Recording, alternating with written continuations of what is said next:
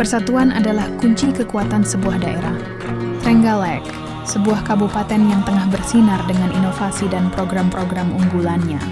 Di bawah kepemimpinan Bupati Trenggalek, berbagai program telah dirancang tidak hanya untuk memajukan pembangunan, tetapi juga untuk memperkokoh ikatan antara pemerintah dan masyarakat.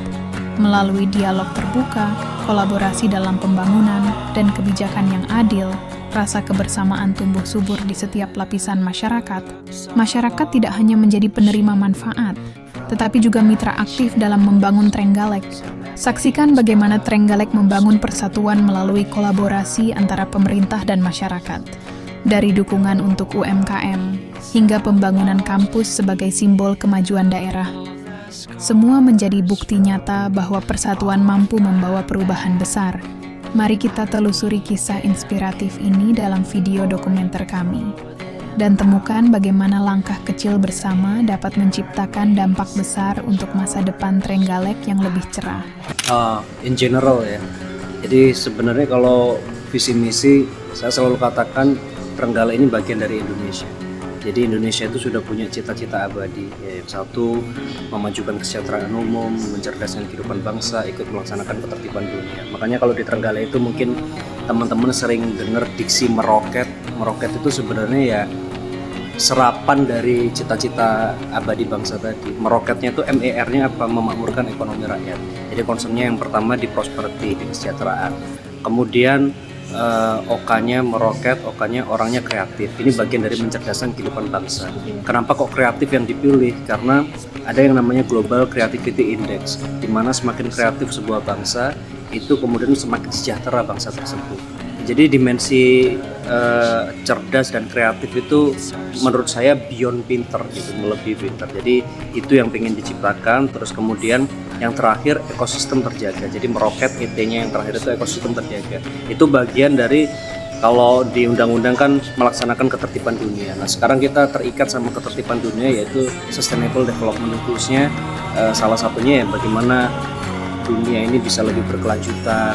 Kita di forum-forum internasional mulai COP26, 27, 28 kita target bagaimana kita menjadi negara yang net zero emission dan segala macam. Jadi ya Trenggalek harus kontribut terhadap itu, apalagi Trenggalek masih punya 50% kawasan hutan, kemudian 100 km pesisir, bibir pantai, yang itu juga bisa berkontribusi sebenarnya untuk menciptakan dunia yang lebih baik, Indonesia yang lebih baik melalui daerah kabupaten yang memperhitungkan ekologi sebagai bagian dari kebijakan besar. Salah satu langkah strategis yang diambil pemerintah Trenggalek adalah pembangunan kampus sebagai pusat sains, teknologi, engineering, and mathematics. Mulai dari yang poinnya mikro sampai ke yang makro. Kalau yang makro yang paling terbaru adalah kita berkomitmen Trenggalek berkenan menghibahkan aset dan lain sebagainya untuk siapapun lembaga yang ingin mendirikan kampus di Trenggalek. Dan kemudian kampusnya kita minta untuk fokus ke arah Science, Technology, Engineering, dan Mathematics. Jadi karena kita punya beasiswa khusus STEM. Kalau beasiswa miskin ada LPDP, ada yang lain-lain. Tapi yang untuk Science, Technology, Engineering, Mathematics itu nggak banyak. Padahal kalau kita lihat dunia-dunia yang sudah berkembang, rata-rata mereka satu menguasai paten, mereka menguasai inovasi, mereka menguasai teknologi. Jadi ada istilah namanya knowledge based economy. Jadi ekonomi yang didrive dari keunggulan itu tadi, kompetensi, pengetahuan dan lain sebagainya. Nah, Trenggalek ingin kita arahkan ke sana. Terus kemudian di tahun ini kita ada 1000 beasiswa untuk bahasa Inggris online course. Terus kemudian juga mulai tahun depan kita akan upgrading skillnya para pemuda. Nggak harus kemudian pendidikan itu diraih dari bangku yang formal, yang informal itu juga tidak kalah penting. Jadi kita melakukan assessment kompetensi. Nanti beberapa kurikulum ada dari beberapa perguruan tinggi luar negeri, perguruan tinggi dalam negeri. Ya, jadi sesederhana nanti kita kasih aplikasinya. Kalian bisa di balai desa, di rumah, dimanapun, tinggal akses. Kalian lihat video per chapternya, kurikulumnya nanti ngomongin apa, mulai dari yang general sampai yang teknis. Nah, kemudian kalian jawab kuis. Kalau kuisnya nanti nilainya bagus, pass, kalian akan dapat sertifikat kompetensi. Ini yang terjadi di Trenggalek. Salah satu mencerdaskan itu nggak harus juga kemudian selalu melulu kepada pendidikan yang sifatnya formal, tetapi pendidikan entrepreneurship gitu ya, itu juga penting, seperti program 5.000 pengusaha baru di Trenggalek. Sekarang akhirnya bisa meningkatkan tingkat pengangguran terbuka kita turun di tahun 2022 ke 2023. Kalau dilihat data BPS pasti kalian nemu dari 5, sekian dari 5, sekian menjadi 4, sekian. Itu kalau di total kata BPS ada sekitar 76.000 lapangan pekerjaan baru tercipta, dan itu di drive-nya dari UMKM yang notabene ya orang-orang yang memulai starting usahanya dari awal itu. Pembangunan kampus di Trenggalek diharapkan menjadi katalisator peningkatan Indeks Pembangunan Manusia atau IPM dengan adanya fasilitas pendidikan tinggi yang lebih dekat. IPM itu Indeks Pembangunan Manusia, ada 3 komposit: Indeks Pendidikan, Indeks Kesehatan, sama Indeks Daya Beli Masyarakat. Itu jadi kalau kemudian ada kampus, pasti purchase power di daerah itu pasti meningkat, karena ada kebutuhan untuk tempat tinggal, ada kebutuhan untuk makanan, ada kebutuhan untuk laundry, jadi juga bisa meningkatkan ekonomi masyarakat. Pemerintah Trenggalek juga membuat program yang mengatasi kesenjangan antara pelaku UMKM dan pengusaha besar. Ya, contoh yang paling gampang, kalau kalian main ke Trenggalek, kalian lihat semua toko swalayan berjaringan yang mart-mart itu, kalian pasti menemukan logo gotong royong. Kenapa di Trenggalek itu ada logo gotong royong? Karena di Trenggalek diwajibkan melalui peraturan daerah bahwa semua toko swalayan berjaringan itu harus berdiri di atas koperasi. Artinya yang pegang lisensi franchise-nya itu wajib koperasi. Kalau koperasi berarti yang punya bukan satu orang. Kalau yang punya bukan satu orang, berarti yang dapat untung bukan cuma satu orang, tapi kelompok orang. Artinya ini adalah bagian dari cara melakukan distribution of wealth. Terus kemudian kalau sudah koperasi, ya maka namanya koperasi pasti dia akan pro terhadap produk lokal. Jadi kalau masuk di awal, di depan, itu biasanya ada rak khusus, di situ produk-produk Trenggalek. Nah, kalau kalian tahu jajanan-jajanan di Trenggalek kayak jamur mantan, itu kalau saya ketemu ownernya, dia bilang, "Pak, terima kasih karena semua swalayan di Trenggalek ini sudah koperasi, kemudian pro terhadap produk UMKM, sekarang permintaan jajanan saya banyak. Ketika permintaan jajanan saya banyak, saya kemudian melibatkan petani jamurnya lebih banyak. Itu jamur mantan, itu makanan jamur. Jadi akhirnya melibatkan ibu-ibu yang kerja juga makin banyak. Jadi di situ ada creating jobs yang terjadi, dan jadi semakin ada pemerataan di situ. Dan itu salah satu cara. Kedua juga kita mempermudah semua izin usaha dan lain sebagainya. Dengan cara apa? Setiap minggu kita ngantor di desa. Jadi bahkan Dinas PTSP itu beserta seluruh jajaran setiap minggu keliling tanya ke perusahaan-perusahaan, "Ibu, usahanya udah ada izin belum?" Kalau selama ini kan perusahaan belum ada izin itu langsung digerebek, ditutup, ditakut-takutin nanti kena ini kena itu. Kita enggak, udah punya izin, belum punya izin, kita bikinkan, dibuatkan izinnya. Kalau ada itu makanan, dibantu untuk dapat sertifikasi halal. Jadi mungkin di Jawa Timur untuk level kabupaten kita yang mengeluarkan sertifikasi halal paling banyak, NIB paling banyak gitu ya, nomor induk usaha paling banyak,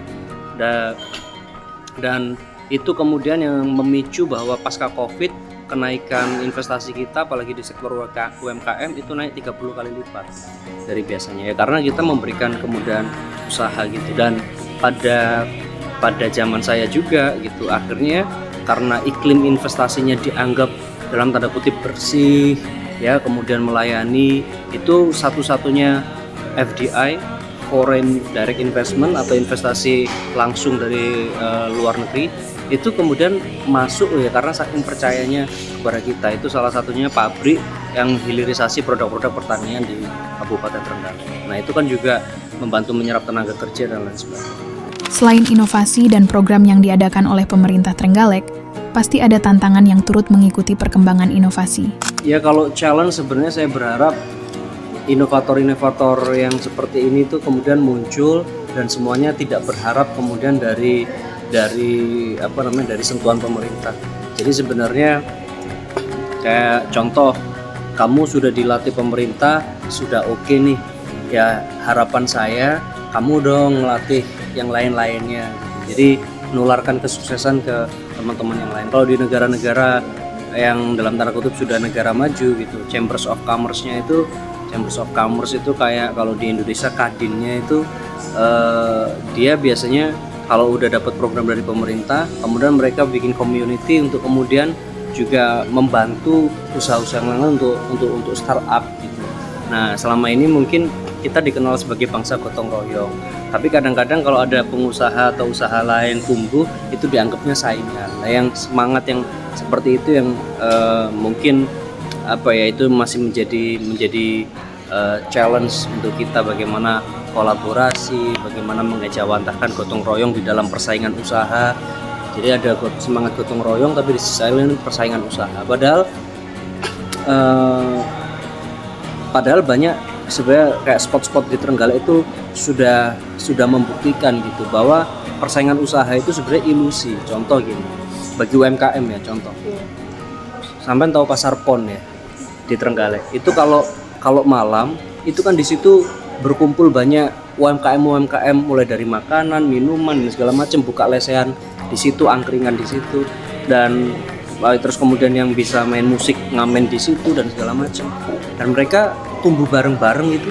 Coba kalau di satu parkiran pasar Pon itu kemudian cuman satu orang yang jualan di situ, kira-kira asik nggak? Bakal banyak orang nongkrong nggak? Tidak. Nggak ada. Nah jadi kan harusnya kalau logika persaingan kan semakin banyak warung di situ semakin banyak saingannya. Ternyata enggak, semakin banyak warung semakin banyak orang tertarik di situ karena orang jadi punya banyak pilihan gitu.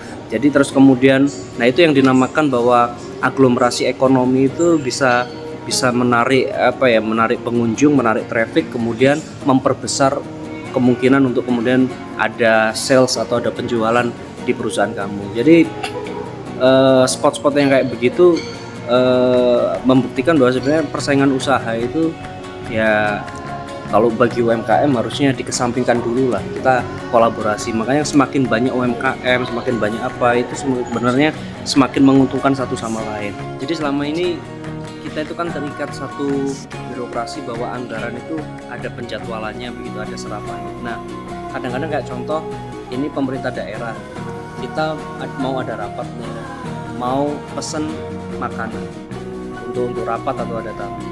Nah ketika pesan makanan itu biasanya nggak langsung dibayar. Nah karena prosesnya harus ada SPJ dulu, dilaporkan dulu, baru nanti duitnya dikasih ke si pengusaha. Jadi otomatis pengusaha itu kalau diorder sama pemerintah, dia itu harus ibaratnya nomboi dulu. Nah kalau nomboi dulu kan berarti mereka harus siap modal dulu. Nah yang siap modal ini nggak semua UMKM mampu.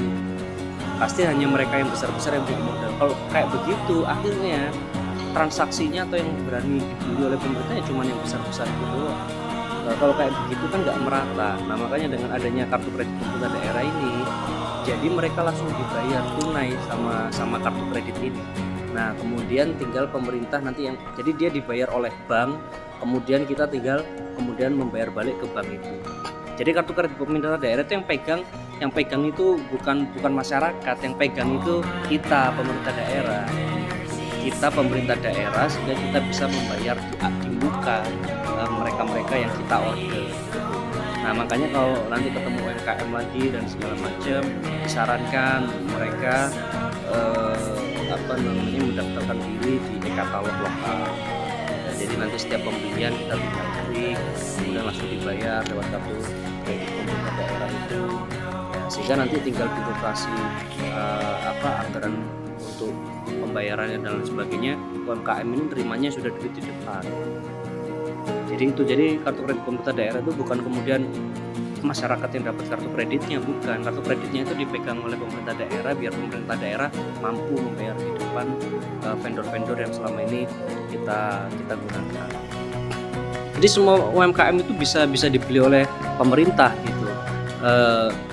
Bukan artinya bukan bekerja sama. Jadi semua bisa asalkan mereka sudah mendaftar di e-katalog.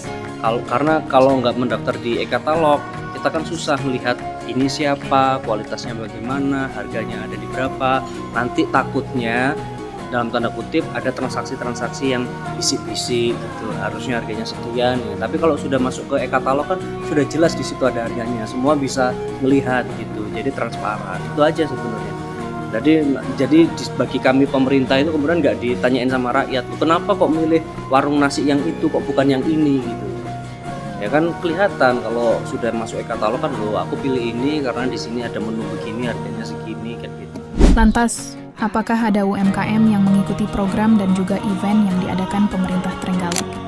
UMKM Kue Cucur, salah satu produk makanan tradisional Trenggalek, kini dapat berjualan di alun-alun berkat perhatian khusus dari Bupati Trenggalek, yang juga calon Bupati 2025-2029. Dukungan ini memberikan ruang bagi pelaku UMKM untuk berkembang dan memperkenalkan kekayaan kuliner daerah kepada lebih banyak orang. Terima kasih sudah diberi wadah untuk memperkenalkan jajanan tradisional di sini. Sebelumnya saya terinspirasi ya mungkin ya, karena pribadi saya suka jajanan tradisional yang sekarang sudah mungkin agak sulit ya dicari jajanan cucur tersebut.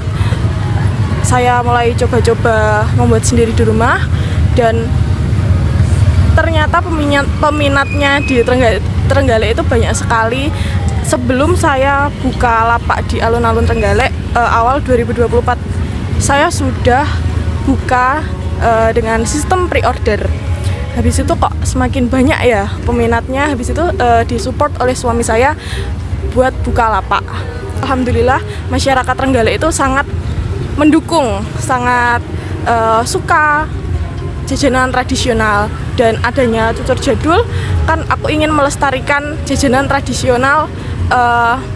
Kita bersaing dengan jajanan snack yang ber-MSG dari luar negeri seperti itu, karena cucur jadul tidak memakai bahan pengawet sama sekali. Kita setiap hari selalu fresh ya, kalau nggak habis ya bakalan basi ya. Sebelumnya kan saya masih baru jualan baru, masih sedikit lah pengalaman saya mengikuti event-event yang ada di Trenggalek, tapi saya sudah pernah di acara Agustusan. Alhamdulillah sudah pernah mengikuti waktu Agustusan. Alhamdulillah didukung oleh Bapak Bupati, mendukung kami pengusaha UMKM Trenggalek agar lebih masyarakat lebih mengenal luas jajanan-jajanan UMKM di sini. Baik Mbak, kan sekarang ada pemilihan ya Pak Bupati. Harapannya Mbak sebagai pedagang UMKM itu apa sih? Mesti ada harapan untuk dagangannya Mbak sendiri. Ya harapannya boleh berjualan di alun-alun setiap hari. Karena bingung mau jualan di mana, tapi alhamdulillah aku sudah punya tempat di hari biasa. Tapi buat teman-teman yang lain, mungkin pengusaha yang lain yang gimana ya, bisa jualan hanya Jumat, Sabtu, Minggu aja. Harapannya biar semuanya adil, semuanya bisa cari uang setiap hari, diperbolehkan jualan setiap hari.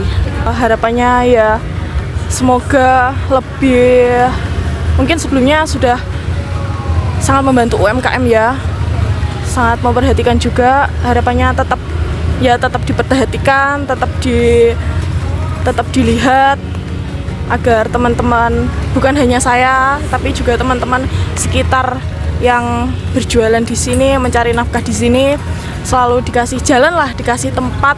Alhamdulillah sudah diperbolehkan di sini. Saya ingin mungkin lebih maksimal seperti berjualan setiap hari, bukan hanya untuk saya ya, tapi untuk teman-teman juga. Selanjutnya ada UMKM rajutan dari Ibu Ibana, yang kini semakin dikenal luas setelah berpartisipasi dalam event Makarioning Deso yang diadakan oleh Bupati Trenggalek yang merupakan calon Bupati 2025-2029. Acara ini menjadi titik balik bagi UMKM lokal untuk membuka peluang pasar baru dan memperkuat semangat kewirausahaan di desa. Pernah ikut program UMKM, itu pernah. Tahun kemarin itu ikut program Makaryan nang Desa Nibu, di Supaitan, di Salam pernah. Tahun 2024 ini bulan Agustus yang baru saja ini ikut ekraf, Gebiar ekraf di alun-alun Trenggalek. Alhamdulillah tas saya satu itu terjual dan dibeli oleh ibu kita, bupati kita. Ya, berharap setiap bulan itu ada program ada program UMKM. Saya berharap begitu. Soalnya ya itu senang aja bisa ketemu teman-teman sesama UMKM, terus produk saya bisa terkenal tidak cuma di daerah Sumberingin saja, bisa kan di luar kota, namanya Panggul, Jungan. Yang saya harap tetap ada program UMKM. Persatuan Indonesia terwujud melalui kolaborasi yang harmonis antara pemerintah Trenggalek dan masyarakat. Pemerintah, di bawah kepemimpinan Bupati yang juga calon Bupati 2025-2029, tidak hanya fokus pada pembangunan infrastruktur seperti kampus, tetapi juga mendukung pelaku UMKM dengan memberikan mereka kesempatan berjualan di alun-alun dan mempromosikan produk lokal seperti kue cucur dan rajutan. Melalui kebijakan yang inklusif dan partisipatif ini, terciptalah hubungan saling mendukung antara pemerintah dan masyarakat. Persatuan menjadi kekuatan yang mendorong pembangunan, baik di bidang pendidikan dengan pembangunan kampus yang meningkatkan kualitas hidup dan IPM, maupun di bidang ekonomi dengan memperkuat UMKM lokal. Semua ini memperlihatkan bahwa ketika pemerintah dan masyarakat bersatu, mereka mampu mengatasi tantangan dan mencapai kemajuan bersama untuk kemaslahatan bersama, dan tentunya mewujudkan cita-cita persatuan Indonesia. Di tengah ketidaksempurnaan kami cuma pengen sebenarnya setiap orang atau setiap warga di Tegal itu bisa bersyukur menjadi warga Trenggalek. Jadi kalau bahasa teknisnya mungkin orang mengukurnya pakai index of happiness gitu. Jadi kesuksesan sebuah kota itu ketika warganya merasa oh enak ya urip ning kene, oh saya bersyukur jadi bagian dari warga Trenggalek seperti